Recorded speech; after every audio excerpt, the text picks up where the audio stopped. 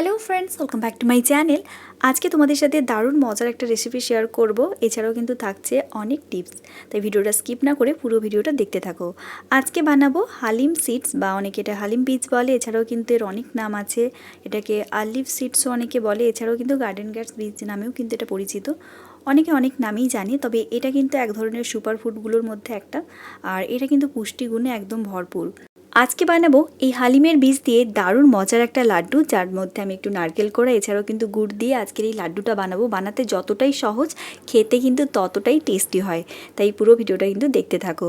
তোমরা চাইলে কিন্তু বাজার থেকে এমনি লুজও নিতে পারো, এছাড়াও কিন্তু এভাবে কৌটোর মধ্যেও বিক্রি হয়। এছাড়াও কিন্তু তোমরা অনলাইন থেকেও নিয়ে নিতে পারো। দেখতে এরকম ছোট্ট ছোট্ট হয় বীজগুলো, আর এগুলো কিন্তু একদম ভিটামিনস মিনারেলস এছাড়াও অ্যান্টিঅক্সিডেন্টে ভরপুর।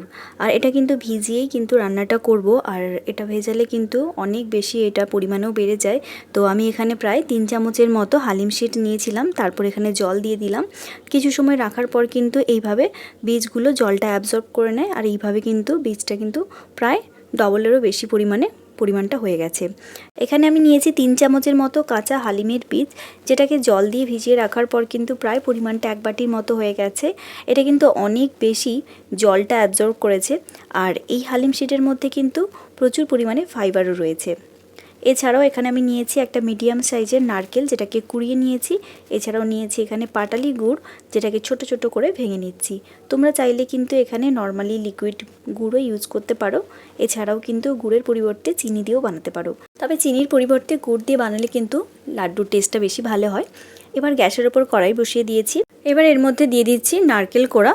তোমরা চাইলে কিন্তু এই লাড্ডুটা একটুখানি অল্প ঘি দিয়েও বানাতে পারো, যেহেতু নারকেলের একটা তেল থাকে নারকেলের মধ্যে, সেজন্য কিন্তু আমি এখানে এক্সট্রা করে কোনো ঘি ইউজ করছি না। তারপর দিয়ে দিচ্ছি ছোটো ছোটো করে কেটে নেওয়া গুড়গুলো। তারপর দিয়ে দেবো এর মধ্যে ভেজানো হালিম বীজ। আর এই হালিম বীজটা কিন্তু কাঁচাটা খুব বেশি একটা কাঁচা কাঁচা স্মেল করে, একটা অন্যরকম টাইপের মেডিসিনের মতো। বাট এটা কিন্তু রান্নার পরে কিন্তু এই গন্ধটা চলে যায়, আর খেতেও কিন্তু ভীষণই ভালো হয়। নারকেল গুড় আর হালিমের বীজ একসাথে দেওয়ার পর খুব ভালোভাবে মিশিয়ে নিতে হবে। আর গুড়টাও কিন্তু একদম মেল্ট হয়ে গেছে। আস্তে আস্তে করে এটাকে কিন্তু রান্না করে নিতে হবে, লাড্ডুর মতো করে এটাকে বানিয়ে নিতে হবে। একটু জলটা শুকিয়ে এলে তারপর কড়াই থেকে তুলে নিতে হবে। তুলে ঠান্ডা করে অল্প হাতে অল্প অল্প করে নিয়ে লাড্ডুর মতো শেপ করে নিলেই কিন্তু একদম হালিম বীজের লাড্ডু একদম রেডি। সুস্বাদু এই লাড্ডুগুলো তোমরাও চাইলে কিন্তু বাড়িতে খুব সহজে বানিয়ে নিতে পারো। এটা কিন্তু প্রচুর পরিমাণে আয়রন, এছাড়াও কিন্তু এর মধ্যে রয়েছে প্রচুর পরিমাণে ফাইবার, যা ডাইজেশনে হেল্প করে। এছাড়াও কিন্তু যাদের কনস্টিপেশনের সমস্যা থাকে তারাও চাইলে কিন্তু ডায়েটের মধ্যে এই লাড্ডু রাখতে পারো। এছাড়াও কিন্তু এটা লিভারের জন্য খুবই ভালো। এছাড়াও কিন্তু যারা ল্যাকটেটিং ওমেন তাদের জন্য কিন্তু এই হালিম বীজের লাড্ডুটা কিন্তু খুবই উপকারী।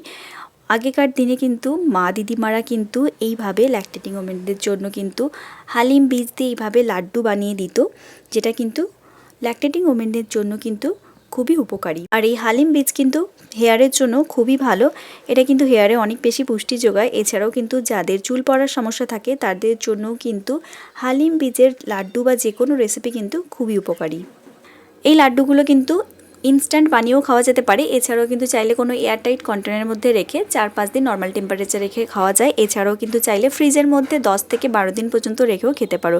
খেতে ভীষণই ভালো হয় এবং ভীষণই টেস্টি হয়। তোমরা অবশ্যই জানিও তোমাদের এই সিম্পল রেসিপিটা তোমাদের কেমন লাগে। অবশ্যই তোমরা কমেন্টসে জানিও কেমন লাগলো তোমাদের আজকের এই রেসিপিটা। ভালো লাগলে অবশ্যই লাইক করে ফ্রেন্ডস এবং ফ্যামিলির সাথে শেয়ার করে নিও রেসিপিটা। আর এখনও যদি আমার চ্যানেলটা না সাবস্ক্রাইব করে থাকো তাহলে গিয়ে সাবস্ক্রাইব করে নাও। আজকের জন্য টাটা।